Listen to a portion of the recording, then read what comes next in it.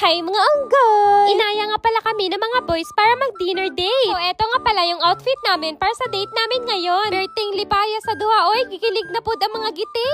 San kaya kami nila dadalhin? Grabe, na-excite na kami. Andito na kami mga unggoy. Wow! Pasabog mukhang mamahalin dito Dito nga pala kami nila dinala sa Red Lotus located in Shangri-La Plaza. Ay wow, ang sweet naman. So ayan na nga mga unggoy, sabi nila mag-order lang daw kami kung anong gusto namin. Grabe mga unggoy, ang sleek at chic ng ambience. Perfect dito para sa mga barkada at celebrations. At eto na nga yung mga in-order namin. Wow, nakakatakam naman. Sa wakas, kainan na. So ang una namin tinikman ay etong crispy char siu tostada. Grabe mga unggoy, walang biro, napakasarap. Dito na naman tayo sa golden roast duck. Tinuro pala nila sa amin mga unggoy kung paano to kainin. Grabe, walang tapon, lahat masasarap. Tinikman din namin etong Mongolian beef nila at ang peachy glazed pork. Kain pala tayo mga unggoy. And ayan, pinakain ko muna ng rice si Baby Calix. At dahil sinabi nila na kahit ano daw pwedeng orderin namin, kaya ayan, sinulit na namin.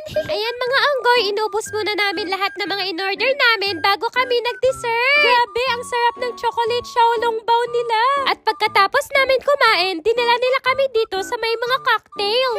Ba't kaya nila kami dinala dito? Pag may alak, may balak.